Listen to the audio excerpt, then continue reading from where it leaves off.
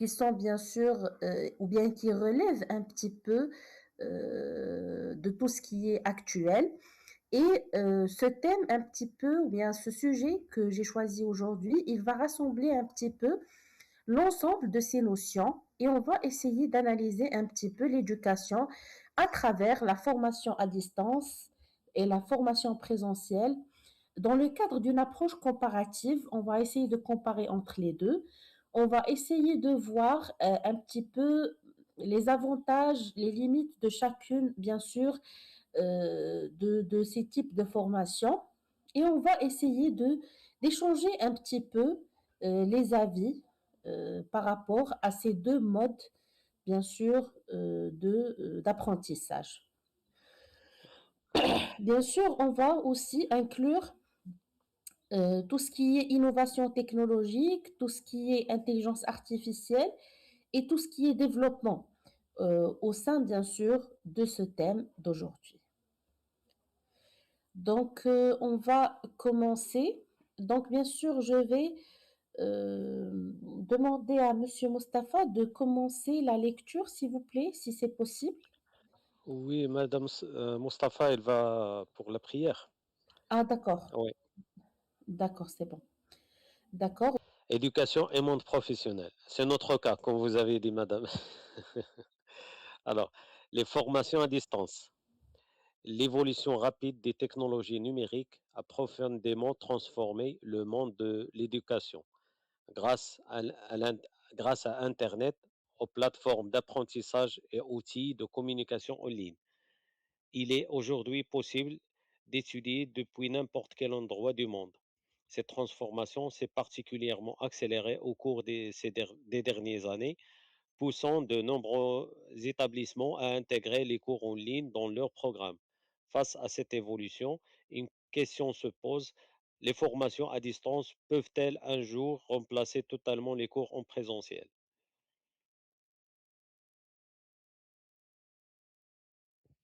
Y aller tout doucement. Donc, je vais essayer de parler un petit peu de cette introduction avant d'enchaîner avec la suite. Donc, ici, on va parler un petit peu de l'évolution des technologies numériques. Donc, au fil des années, donc il y a eu un développement des outils numériques.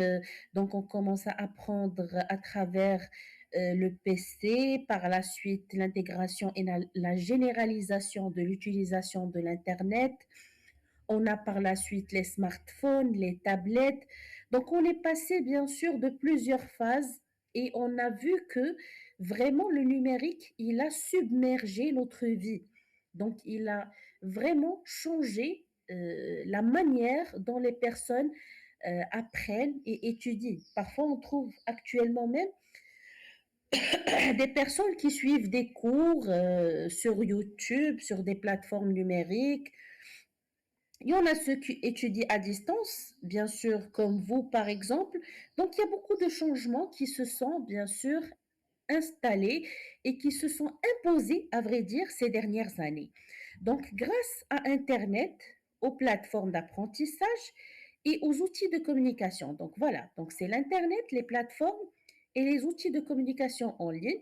Donc, on peut étudier depuis n'importe quel endroit. Une personne située au Maroc, elle peut étudier, bien sûr, depuis les États-Unis, depuis le Canada, depuis la Belgique, depuis l'Inde. Donc, il n'y a pas de problème et il n'y a pas de barrière géographique. Donc, cette transformation s'est particulièrement accélérée au cours des dernières années. Donc, ce changement, il s'est vraiment accéléré dans les dernières années, poussant de nombreux établissements à intégrer les cours en ligne dans leur programme. Donc, il y a plusieurs établissements maintenant qui travaillent selon le mode hybride.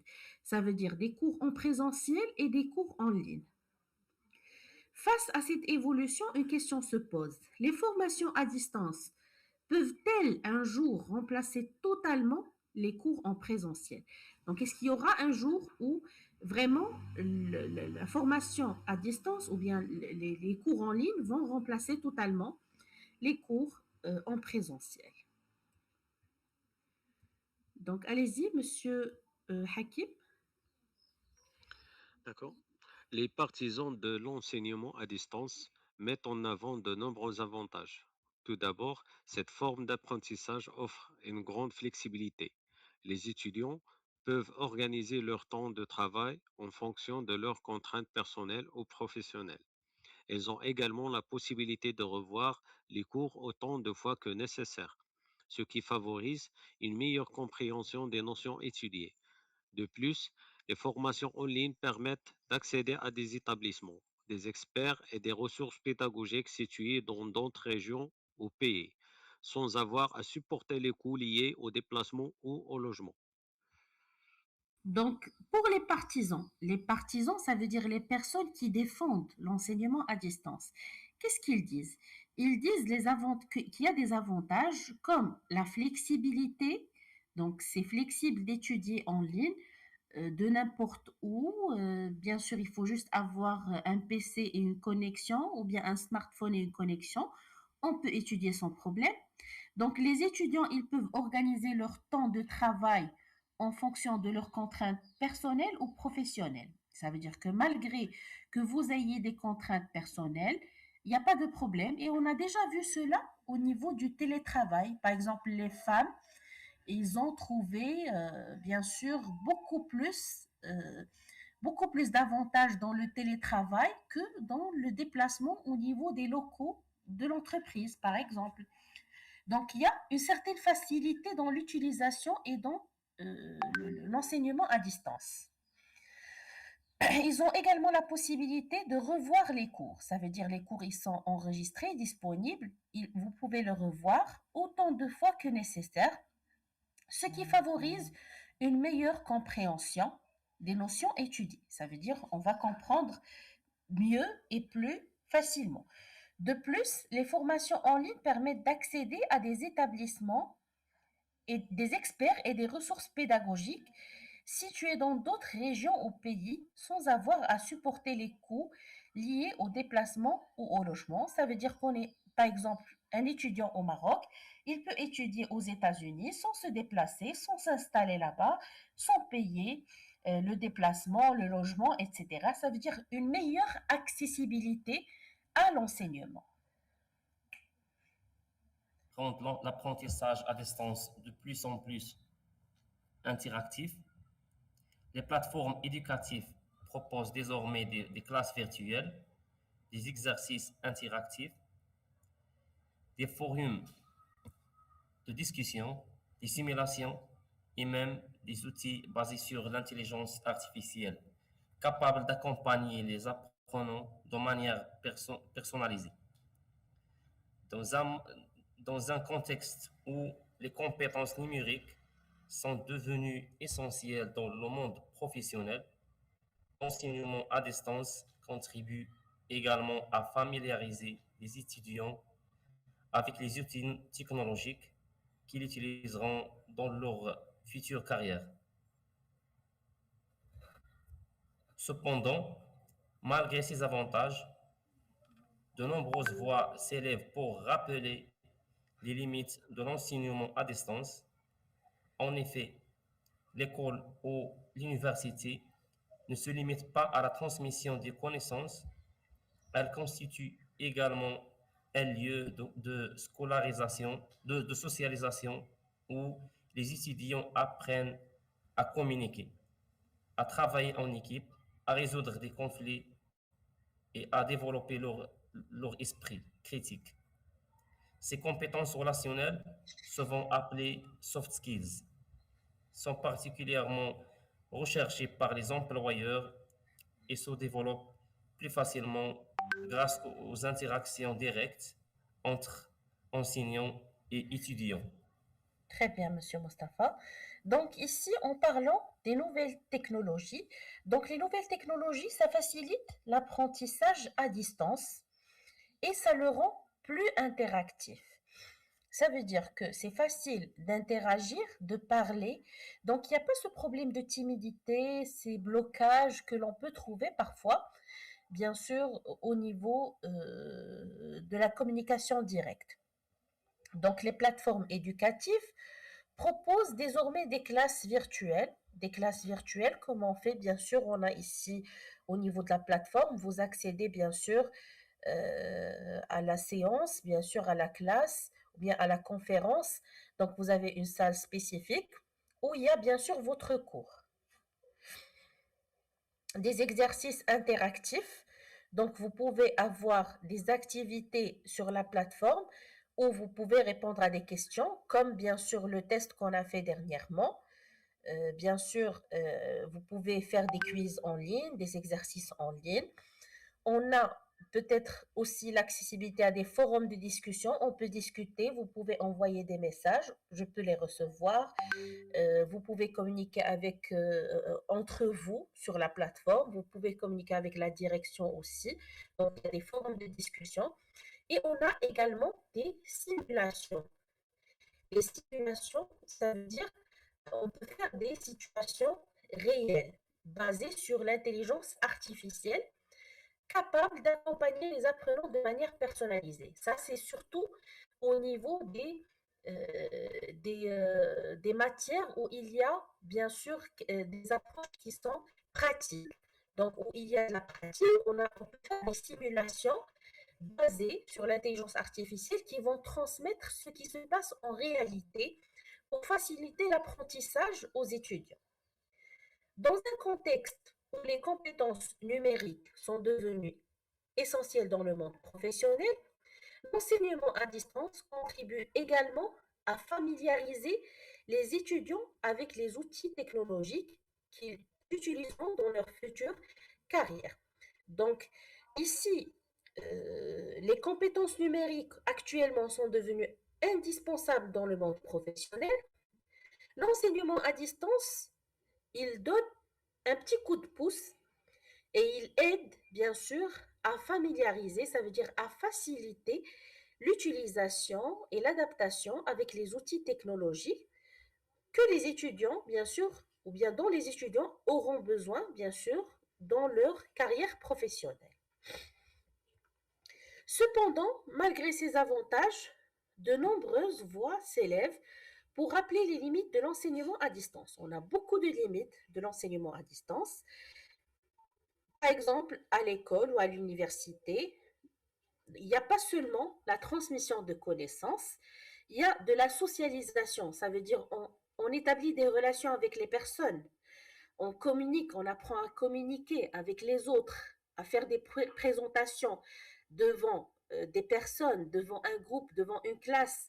On apprend à travailler en équipe, à résoudre des conflits et surtout à développer l'esprit critique. Donc ces choses-là, c'est difficile, ces compétences-là, c'est difficile de les développer si on n'interagit pas avec des êtres humains directement. Ces compétences relationnelles sont souvent appelées soft skills. Ce sont les soft skills. Sont particulièrement recherchées par les employeurs et se développent plus facilement grâce aux interactions directes entre enseignants et les étudiants.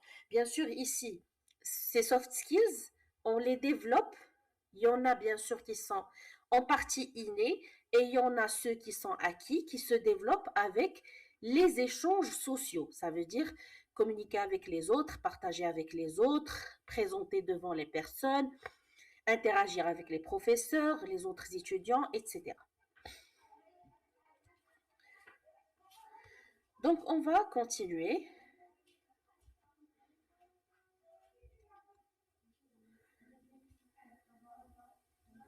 Madame Soumia, allez-y.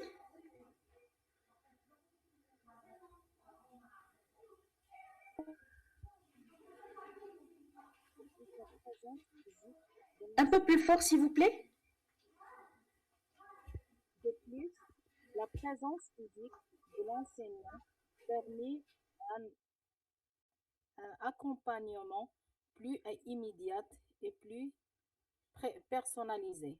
En classe, l'enseignant peut repérer rapidement les difficultés rencontrées par certains étudiants, adapter son discours et encourager la participation.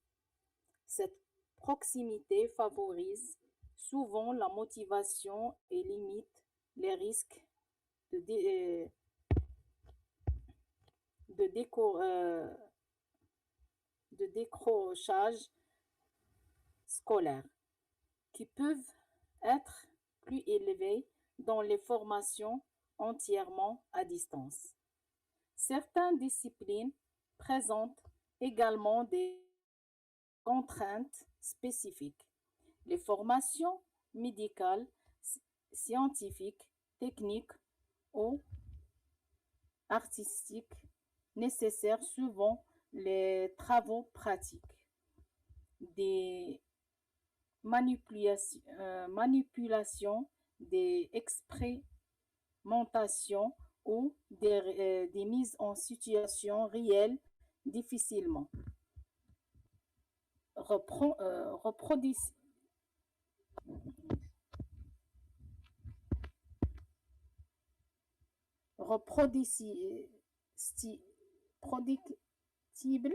à travers un écran. Même les technologies les plus avancées ne peuvent pas toujours remplacer l'expérience con- concrète, concrète acquise sur le terrain dans un laboratoire. Voilà, très bien, Madame Soumia. Donc ici, de plus, la présence physique de l'enseignement, ça veut dire le fait que l'enseignant, il est présent en personne, physiquement, ça permet un accompagnement plus immédiat et plus personnalisé. Ça veut dire il va regarder les personnes, il va pouvoir comprendre bien sûr leur regard, il va pouvoir comprendre leurs gestes, il va pouvoir les analyser un petit peu. En classe, l'enseignant peut repérer rapidement les difficultés rencontrées par certains étudiants. Ça veut dire en classe, juste visuellement, on peut voir à travers les expressions de visage, on peut comprendre si la personne elle a compris ou non. Il peut adapter son discours, rapidement il peut se rattraper et encourager la participation. Cette proximité, ça veut dire le fait d'être proche, favorise la motivation et limite les risques de décrochage scolaire. Le décrochage scolaire, ça veut dire l'abandon de la scolarité, le fait d'abandonner, de quitter l'école, qui peuvent être plus élevés dans les formations entièrement à distance. Certaines disciplines présentent également des contraintes spécifiques. Les formations médicales, scientifiques, techniques ou artistiques. Voilà, les disciplines qui nécessitent des travaux pratiques, ça veut dire la pratique et pas seulement le théorique. Des manipulations, ça veut dire manipuler des choses, manipuler avec les mains, avec des outils, etc. Des expérimentations, ça veut dire des expériences ou des mises en situation réelle, difficilement reproductibles à travers un écran. C'est difficile de les transférer à travers un écran. Même les technologies les plus avancées ne peuvent pas toujours remplacer l'expérience concrète acquises sur le terrain. Donc, même les technologies les plus développées, parce que tout à l'heure, un peu avant, on a parlé des technologies qui utilisent, bien sûr, qui permettent de transmettre un petit peu à travers l'intelligence artificielle des expérimentations. Mais bien sûr, il y a parfois ce besoin de toucher la chose et de le faire avec ses propres mains. D'accord? Ça veut dire que même les technologies les plus avancées ne peuvent pas toujours remplacer l'expérience concrète acquise sur le terrain ou dans un laboratoire. Enfin, l'enseignement à distance soulève la question des inégalités d'accès au numérique. Il y a cette question qui se pose aussi. Ça veut dire cette inégalité d'accès au numérique. Il y a des personnes qui ont l'accès à Internet, il y a des personnes qui ont l'accès aux outils numériques, il y en a d'autres qui ne les ont pas. Tous les étudiants ne disposent pas des mêmes équipements, d'une connexion Internet stable ou d'un environnement propice à l'apprentissage. Ça veut dire que ce n'est pas tout le monde, il a vraiment les moyens favorables pour apprendre et l'environnement favorable à l'apprentissage. Ces disparités, ça veut dire peuvent créer de nouvelles formes d'exclusion et accentuer les écarts de réussite. Ces disparités, ils peuvent créer de nouvelles formes d'exclusion. L'exclusion, ça veut dire il y a des personnes qui sont exclues, les kharij, le groupe, qui sont exclus du groupe, en dehors du groupe, et accentuer les écarts de réussite, ça veut dire il y en a des personnes qui vont réussir parce qu'ils ont les moyens et d'autres qui vont pas pouvoir réussir parce qu'ils n'ont pas les moyens, malheureusement. Face à ces constats, ça veut dire les constats, ça veut dire ce qu'on a remarqué, ce qu'on a constaté. De nombreux experts, des personnes expérimentées, considèrent que l'avenir de l'éducation ne réside ni dans le tout présentiel, ni dans le tout distanciel. Ça veut dire il n'y a pas vraiment le présentiel à 100% ou le distanciel à 100%, mais une approche hybride. Ça veut dire qu'il combine entre le présentiel et le distanciel. Ce modèle combine les avantages des deux systèmes. Ça veut dire que ce modèle va tirer les avantages du présentiel et tirer les avantages du distanciel. On aura la flexibilité, l'accessibilité du numérique d'un côté, ainsi que les interactions humaines et l'accompagnement pédagogique du présentiel de l'autre. D'accord? Donc, on aura la flexibilité et l'accessibilité d'une part. Ça, bien sûr, ça relève du distanciel. Et dans le présentiel, on aura les interactions humaines, ça veut dire tout ce qui se développe, les soft skills, et l'accompagnement pédagogique. Donc, cette complémentarité, permettrait de mieux répondre aux besoins des étudiants tout en s'adaptant aux exigences du monde professionnel moderne. Donc, cette complémentarité entre ces deux modes et cette utilisation du présentiel et distanciel, ça veut dire le mode hybride, va répondre aux besoins des étudiants et bien sûr s'adapter en même temps aux exigences du mode professionnel moderne. En conclusion, même si les cours en ligne et les formations à distance occupent une place croissante dans le système éducatif, il semble peu probable qu'ils remplacent totalement l'enseignement en présentiel. D'accord? Il y en a les cours en ligne et les formations à distance. Ils commencent un petit peu d'évoluer beaucoup plus, mais ils ne vont pas totalement remplacer le présentiel. Les deux modes d'apprentissage possèdent des atouts spécifiques et apparaissent davantage comme solutions complémentaires que comme des modèles concurrents. Ce sont des modèles complémentaires et pas concurrents. Surtout en parlant un petit peu on va dire, des élèves dans un jeune âge. C'est difficile, bien sûr, de leur assurer l'apprentissage à distance. Donc, le véritable défi, يعني التحدي اللي عندنا, consiste à trouver le meilleur équilibre, un équilibre entre l'innovation technologique et l'interaction humaine. Donc, on va toujours chercher l'innovation. L'innovation, c'est le distanciel et l'interaction humaine, c'est le présentiel, afin de garantir une éducation de qualité pour tous. Donc, voilà. Donc, j'espère que c'est clair pour tout le monde.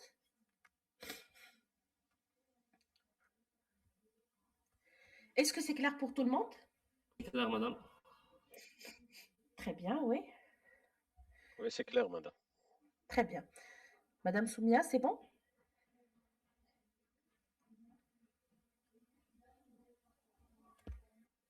C'est bon? Très bien. Donc, on va passer bien sûr aux questions de débat. Donc, on va commencer avec la première question. Donc, dans quelle mesure les cours en ligne peuvent-ils offrir la même qualité d'apprentissage que les cours en présentiel?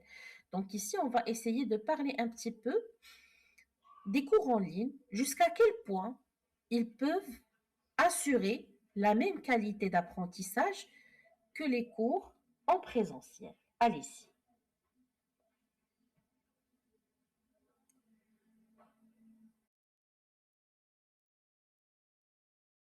commence ta première question? Oui, madame. Alors, pour la première question, c'est les cours en ligne peuvent-ils offrir la même qualité d'apprentissage que les cours en présentiel? À mon Mhm. avis, madame, euh, peut-être oui, les cours en ligne offrir la même qualité, mais à condition que euh, euh, d'abord, il faut que tout le monde sache comment utiliser les outils, les outils technologiques. Deuxièmement, c'est tout le monde avoir les mêmes outils. Euh, il ne peut pas cette disparité ou bien l'inégalité de partage les outils. Très bien. Alors, Dans une approche d'équité. d'équité, oui, voilà. Oui. Euh, Bien sûr, il faut un accompagnement d'utilisation de ces outils. Euh, Aussi, il faut euh, avoir un accès flexible pour les ressources, pour l'information, pour trouver l'information. Oui. Euh, c'est comme ça pour les étudiants, ils peuvent avoir ou bien la possibilité de revoir les cours. Oui. Euh, Aussi, il faut avoir un apprentissage euh, à chacun à son propre rythme, c'est-à-dire Oui. à chaque niveau, Apprentissage adapté, oui. oui, adapté, voilà, des formations adaptées à chaque niveau de personne. Oui, très bien, voilà. Donc, voilà, donc vous avez dit que les cours en ligne peuvent être, ça veut dire, dans le même niveau, bien dans la même qualité d'un apprentissage en présentiel, s'ils répondent à un certain nombre de conditions, telles que, bien sûr, la qualité, l'équité, la possibilité de revoir les cours, un apprentissage qui est adapté, une interaction entre le prof et les étudiants. Donc, il y a des conditions à respecter pour pouvoir réussir les cours à distance. C'est ça. Oui. Très, très bien, Monsieur Hakim. Voilà, très bien. Donc, Monsieur Mustapha, allez-y, oui.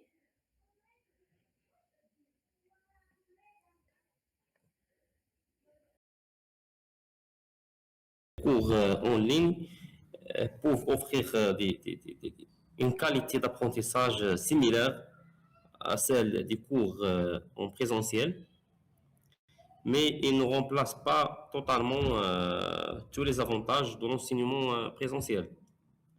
Donc, les cours en ligne Ah, offrent de nombreux avantages, notamment la flexibilité, c'est-à-dire grâce à l'Internet et un PC ou un smartphone, donc on peut accéder au contenu à n'importe quel moment au lieu. Également, une facilité entre c'est-à-dire entre l'apprentissage du cours et le travail, c'est-à-dire pour les gens, pour les professionnels. pour les professionnels, oui. Ensuite, l'enregistrement du cours offre aussi une occasion et, et une grande flexibilité afin c'est-à-dire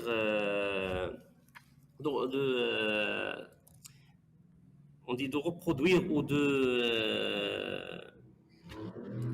c'est-à-dire les cours en cas d'absence ou en Oui, cas oui. de Ça veut dire de visualiser encore ou bien de reproduire les cours en cas d'absence. Très bien. Oui. oui,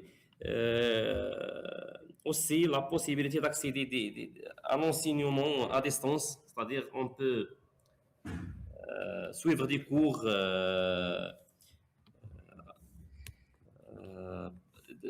organisés par exemple des experts. Oui. Bien sûr, quel que soit le lieu, ça veut dire que ce soit à l'échelle nationale ou internationale. Oui, surtout l'international, oui. Très bien. Euh, Aussi, pour les cours en ligne, donc l'avantage, c'est-à-dire on n'a pas de timidité ou blocage grâce aux plateformes virtuelles. Très bien. Oui. On a aussi, donc, on peut organiser des classes virtuelles, des exercices interactifs, des forums à distance, des simulations. Très bien. Il y a beaucoup d'avantages, bien sûr, qui se présentent au niveau de l'enseignement et des cours à distance. Très, très Oui, bien, donc, monsieur. madame, la question, c'est-à-dire, on ne peut pas parler des limites. Donc, on parle seulement des similarités entre entre, Bien sûr, vous pouvez faire la comparaison. Donc, vous pouvez dire pourquoi, peut-être pourquoi le présentiel est un peu plus fort que le distanciel, s'il y a bien sûr des points de force que l'on peut bien sûr évoquer. Ça veut dire que dans des situations particulières, le présentiel, il est indispensable. On a parlé par exemple des situations où il y a bien sûr un cours qui est scientifique, qui nécessite et pour des expérimentations. oui, pour les travaux pratiques, par exemple, dans Voilà. les labos, donc, Donc, on ne peut pas faire ça à distance. Donc, ouais. si, si, si, si, ces Ça essais reste, aussi. voilà. Ça reste juste dans cette situation où on peut dire que vraiment le présentiel, il est indispensable. Mais malgré cela, donc ils ont essayé de trouver une approche qui va un petit peu remplacer la chose. Ça veut dire ils vont utiliser l'intelligence artificielle pour faire bien sûr des vidéos éducatives et des vidéos qui vont permettre de partager bien sûr des contenus qui vont faciliter bien sûr, les expérimentations et les travaux pour les personnes qui souhaitent apprendre. Mais madame, Donc, par quand même, exemple, pour les médecins, par exemple, au niveau des facultés, donc, la visualisation c'est-à-dire des séances oui, enregistrées, par exemple, surtout ce qui concerne des opérations, donc, il est difficile. Donc, oui, la pratique ça reste euh, très important, reste oui, essentielle. oui, C'est-à-dire la exactement. visualisation, donc, C'est n'a pas pas suffisant, oui. c'est pas suffisant. Voilà, Oui, très bien. malgré ça, madame, alors, elles ont essayé d'avoir des interactions virtuelles. Par Oui, exemple, dernièrement, ils ont effectué des opérations à distance. Alors ça, il pourra aider dans l'apprentissage des médecins. Alors, ils ils peuvent essaient quand même de manipuler trouver des avec des solutions. mains. Pardon, madame? Ils essaient de trouver des solutions à ce problème-là d'apprentissage à distance.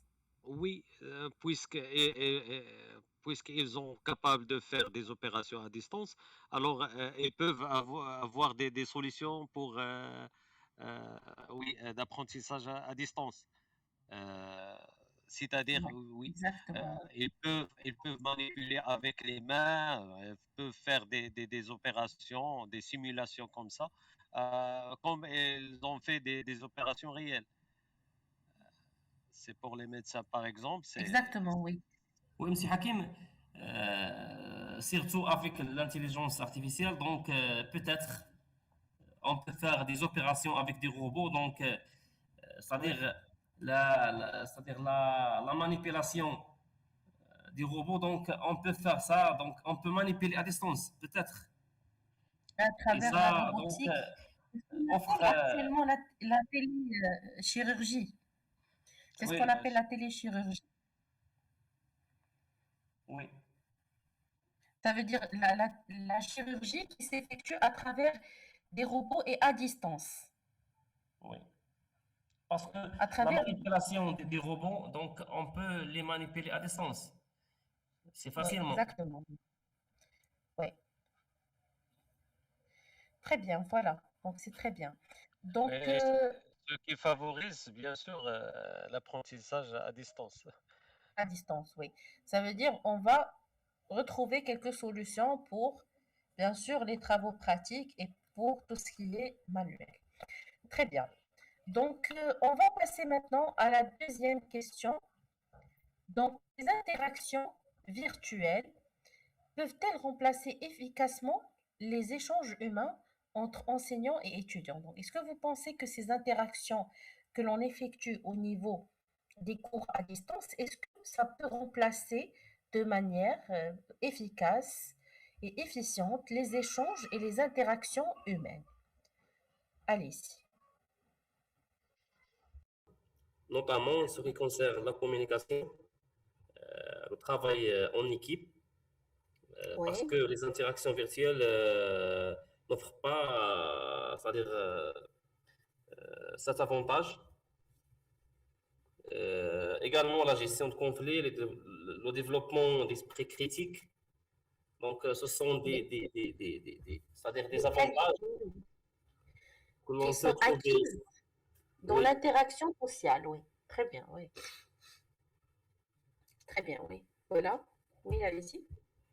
Euh, Généralement, on trouve, c'est-à-dire au niveau des interactions virtuelles, on trouve toujours la communication entre le prof et l'étudiant. Mais on l'on fait par exemple en classe, au laboratoire, donc on trouve, c'est-à-dire une communication entre c'est-à-dire les étudiants, c'est-à-dire et ça peut provoquer des conflits entre les étudiants. C'est pour ça, donc, on peut c'est-à-dire acquérir des pratiques pendant cette interaction Oui. Vous pour voulez dire développer. acquérir des soft skills? Oui, madame? Vous voulez dire acquérir des soft skills? Oui, c'est ça, oui. Tout ce qui est Oui. en relation avec la communication Voilà. entre Très bien. Entre, bien sûr, les personnes, ça veut dire la communication interpersonnelle de manière générale.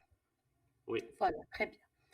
Donc, voilà, donc on va dire que, bien sûr, les interactions virtuelles, ça ne remplace pas à 100% les échanges humains, mais bien sûr, ça permet un petit peu de faciliter parfois quelques liaisons, ça veut dire de lier les personnes, surtout quand il y a des personnes situées dans des lieux différents. On peut faire des réunions, on peut faire des meets, on peut faire par exemple des séminaires, etc.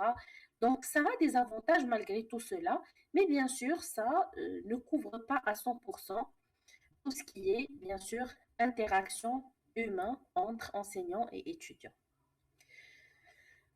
Donc pour la troisième question, l'enseignement à distance favorise-t-il davantage l'autonomie des apprenants ou augmente-t-il les risques de décrochage scolaire? Ça veut dire, est-ce que l'enseignement à distance, il favorise l'autonomie? Ça veut dire, il fait apprendre aux personnes d'être autonomes, de compter sur eux-mêmes, d'accord?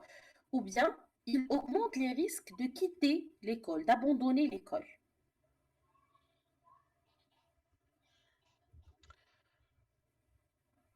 Pour ce mode d'enseignement, alors à distance, euh, je peux dire que il peut développer, et je mets entre parenthèses les professionnels, parce que il permet aux professionnels, des apprenants professionnels, de gérer leur temps, de, euh, gérer leur temps, de harmoniser entre la vie personnelle et la vie professionnelle, et bien sûr organiser leur travail et aussi de prendre l'initiative de leur apprentissage.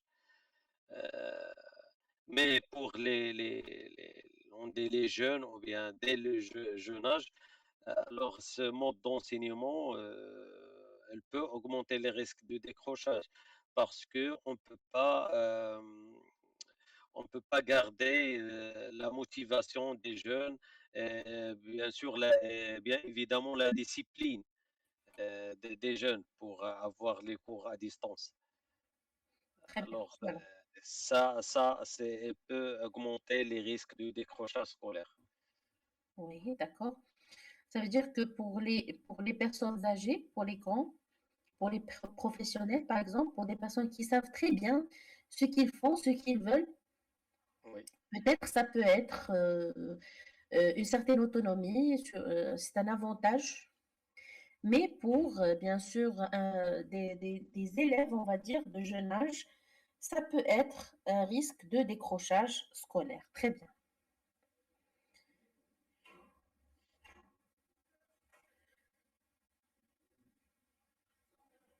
C'est juste question de personnalité. Il y a des étudiants qui sont organisés, motivés, c'est bon pour eux, l'apprentissage à distance, c'est bien, ça va leur permettre de réussir, etc. Mais bien sûr, il y en a des étudiants qui sont vraiment pas structurés et qui ont toujours besoin, bien sûr, d'un soutien et d'un accompagnement pédagogique et d'une motivation continue pour pouvoir, bien sûr, suivre l'apprentissage à distance. Donc ça aussi, ça fait la différence. Madame, oui, j'ai madame. choisi les gens. Oui, allez-y, monsieur Oui, Hakim. Vas-y, vas-y, monsieur Moustapha. J'ai parlé des professionnels parce qu'ils ont un objectif. exactement, oui. Les Donc, professionnels sont très et motivés. si vous avez un objectif, donc, à mon avis, donc, vous avez un petit effort pour réussir. Mais Oui, pour les autres, le manque d'objectif, c'est-à-dire, c'est pour ça qu'ils ont besoin des personnes pour les encourager, pour,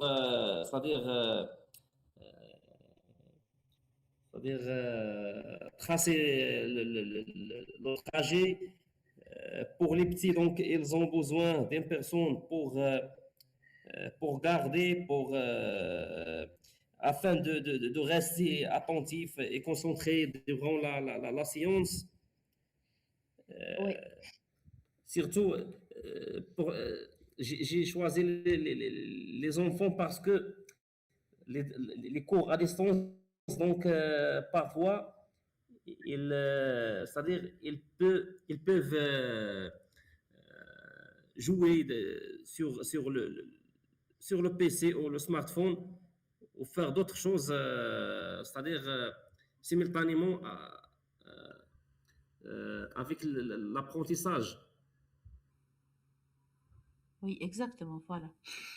Ça veut dire que si on choisit les professionnels, c'est des personnes qui visent un objectif précis, ça veut dire qu'ils ont une motivation qui les pousse à atteindre l'objectif qu'ils se sont fixés. Ça veut dire qu'ils vont être motivés, qu'ils vont respecter les cours. Si c'est pour des élèves qui sont de jeune âge, c'est difficile un petit peu d'instaurer cette discipline vis-à-vis de l'enseignement à distance. C'est ça, Ils monsieur ont toujours, Moustapha. oui, ils ont toujours besoin c'est-à-dire d'un professeur afin Oui, de les accompagner. de les guider, oui. Voilà. Également, le manque d'objectifs. Ils peuvent, c'est-à-dire, comment dirais-je, Ils peuvent quoi? Ils peuvent être, ça veut dire, ne pas être concentrés sur une seule chose, c'est ça? C'est être oui, c'est dispersé ça, un oui. petit peu? Oui. Être dispersé, être éparpillé entre différents objectifs et différentes choses, et ils vont pas se concentrer sur l'apprentissage, c'est ça? Oui, c'est ça. Et ces difficultés, donc, elles bloquent la personne à suivre les cours. Oui, exactement, voilà. Très bien. Très bien. Donc, c'est les distractions. Ce sont les Oui, distractions qui c'est vont ça. bien sûr, les perturber au niveau de l'apprentissage. Très bien, Monsieur Mustapha. Oui, Monsieur Hakim, vous voulez dire quelque chose tout à l'heure? Oui, madame, je reviens vers le point de, il y a des jeunes aussi se sont organisés. Oui, bien sûr, mais avec le suivi de leurs parents. On trouve des jeunes qui sont suivis par leurs parents, qui sont accompagnés par leurs parents, et même si orientés par les parents. Alors, ils dessinent aussi leur avenir. Ils donnent d'orientation à leurs enfants. C'est pourquoi on trouve ces enfants, ils ont, on dit, bien éduqués par leurs parents. Alors, ils tracent devant eux un trajectoire pour l'avenir, un Ouais, trajectoire exactement. de vérité. C'est ça ce qui les rend un petit peu responsables sur eux-mêmes. Alors, Ouais, c'est question de responsabilité. Les parents éduquer leurs enfants pour prendre la responsabilité. C'est pourquoi il y a des autres qui sont négligés par leurs parents. Alors, ils n'arrivent pas à organiser leur temps et organiser leurs cours. Et ils sont toujours, parce que ce sont des jeunes, ils sont toujours dispersés, sont toujours euh, négligés. C'est ça la différence entre il y a des jeunes organisés et il y a des jeunes ouais, qui sont, exactement. oui, Très bien. Oui, Voilà, très Monsieur bien, Hakim. monsieur. Oui, Monsieur Hakim. Donc, si on parle des parents, donc ils jouent le rôle des, des, des, des- des professeurs. Donc, avec la présence des parents, donc on parle maintenant, c'est-à-dire de l'enseignement présentiel, parce que, c'est-à-dire la présence donc le guidage, le traçage de trajet. Donc, on parle c'est-à-dire, c'est un enseignement présentiel, c'est pas à distance. oui, c'est un accompagnement des parents. C'est pas apprentissage, c'est accompagnement. Alors, ils assistent leurs enfants. On parle généralement sur l'enseignement à distance. Pour adapter ces enfants à l'enseignement à distance, il faut un accompagnement de leurs parents. Oui, Alors, euh, il faut que, on dit, donne la responsabilité à ses enfants pour savoir s'il n'apprend pas, par exemple, son cours, alors il n'a pas un bon avenir, il n'a pas un bon futur. Très bien. Voilà. oui, donc la limite de l'enseignement à distance, c'est-à-dire, il doit, c'est-à-dire remplacer par l'accompagnement des parents. Voilà, exactement. C'est ça ce que, bien sûr, réussir aussi l'enseignement à distance. Oui, Donc voilà, très bien. Donc j'espère que c'est clair maintenant pour cette question. oui, C'est bon? Donc voilà, l'enseignement à distance, Qui est nécessaire, oui, ouais, il peut favoriser l'autonomie des apprenants et parfois, comme vous avez dit tout à l'heure, pour les personnes en jeune âge, il peut augmenter les risques de décrochage scolaire. Donc, bien sûr, pour ces personnes-là, il est nécessaire qu'il ait un suivi et bien sûr qu'il soit accompagné par des personnes qui sont adultes ou bien des parents ou bien des professeurs ou bien des personnes qui sont spécialistes. Très bien, donc on va passer maintenant à la quatrième question.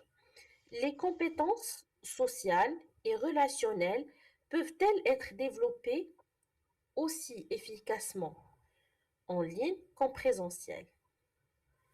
Ça veut dire, est-ce qu'il y a une chance qu'on puisse développer les relations sociales, pardon, les compétences sociales et relationnelles en ligne comme bien sûr en présentiel? Vous allez faire un petit peu la comparaison entre les deux. Le développement des compétences sociales et relationnelles en ligne, vous allez comparer entre le développement des compétences sociales et relationnelles en présentiel. Vous allez faire un petit peu la comparaison et essayer de tirer une conclusion entre les deux. Allez-y. Oui, madame. Oui, allez-y. euh, Oui, je vais commencer par la conclusion. Alors, à mon avis, Oui, c'est l'apprentissage en ligne, il peut contribuer au développement des compétences relationnelles. Pourquoi? Parce qu'on dit que cet apprentissage en ligne permet de communiquer les personnes entre eux, de travailler en groupe, d'échanger des idées avec d'autres personnes à l'étranger. Euh, c'est pourquoi on dit que l'apprentissage en ligne, oui, aussi, il peut contribuer à développer ces compétences. très bien. Oui, Mais exactement, ce qui est efficace, c'est face à face. Parce que lorsqu'on a le présentiel, alors il favorise ou bien il offre des interactions, de langage corporel, des émotions, des réactions des autres. Alors, on dit toujours ces éléments sont toujours nécessaires pour renforcer les relations humaines et les compétences sociales. très bien. Voilà. Donc, on peut dire que, bien sûr, les compétences sociales et relationnelles, elles peuvent être développées en ligne, à même pied Oui. d'égalité qu'en présentiel. Mais c'est pas à 100%. C'est juste, on dit que oui, en ligne, c'est contribuer à développement de ces compétences, mais au présentiel reste efficace pour Ça avoir reste plus ces soft. efficace. Oui, Voilà. reste plus efficace. Oui. Très bien, oui. Donc, Monsieur Mustapha, qu'est-ce que vous pensez par rapport à ça? Je vois que les compétences sociales, c'est-à-dire elles peuvent être développées efficacement en ligne parce que c'est-à-dire la communication en ligne est toujours accompagnée par des malentendus. C'est pas comme le présentiel. Le présentiel, donc, c'est-à-dire, il est facilement d'expliquer c'est-à-dire, surtout la communication temporelle, donc, il peut euh, résoudre le problème, mais à distance, c'est un peu difficile. D'accord. Ça veut dire que à distance, il est difficile de gérer les conflits, de comprendre l'autre de manière efficace. Ça veut dire que ça va nous aider un petit peu à développer plus la communication. C'est ce que vous dites, Oui, Monsieur Moustapha. c'est ça l'idée, madame. Très bien. Donc, je vais dire, à mon avis, que bien sûr, l'environnement numérique, c'est un environnement aussi qui est actuellement propice pour les relations sociales et les compétences relationnelles. On va dire qu'il y a beaucoup de choses. Il y a des groupes en ligne, il y a des classes virtuelles, il y a des possibilités de travailler à distance, de faire des projets à distance. Donc, il y a des possibilités d'interagir avec des groupes. Oui. Donc, ça, bien sûr, ça aide un petit peu à développer des compétences sociales et relationnelles. D'accord? Mais, bien sûr, je vais dire tout de même que le présentiel, il présente un peu plus parce qu'il va nous apprendre encore de comprendre les émotions des autres, comprendre le non-verbal, comprendre les réactions. Donc, il va nous aider un petit peu à développer des choses qui ne sont pas possibles sur le virtuel. Donc, ça reste un peu plus sur le présentiel, beaucoup plus. Il y a un plus, il y a bien sûr des choses qu'on ne peut pas trouver dans le virtuel. Donc, les compétences sociales, bien sûr, c'est lié au numérique, mais les compétences relationnelles, ça reste bien sûr très lié, bien sûr, au présentiel. Bien sûr, on peut tout de même trouver trouver un juste milieu entre les deux, bien sûr, pour le développement de la personne. Donc, une personne qui interagit dans le présentiel et dans du distanciel, elle peut développer des compétences sociales et des compétences relationnelles qui peuvent être fortes. Comme a dit Monsieur Mustapha tout à l'heure, ça veut dire des techniques de communication que l'on utilise dans le virtuel qui n'existent pas dans le présentiel. Ça veut dire que même le virtuel, parfois, il nous donne des choses de plus par rapport au présentiel. Ça veut dire si on combine entre les deux, on pourra aboutir à un résultat qui est plus favorable. N'est-ce pas, Monsieur Mustapha? Oui, exactement, madame. تفضل exactement. Très bien, voilà. Donc, c'est très bien. Donc, je pense qu'on va s'arrêter ici pour aujourd'hui. Donc, le reste des questions, on va les traiter au niveau de la séance prochaine. Donc, j'espère que c'était clair pour tout le monde. Oui, c'est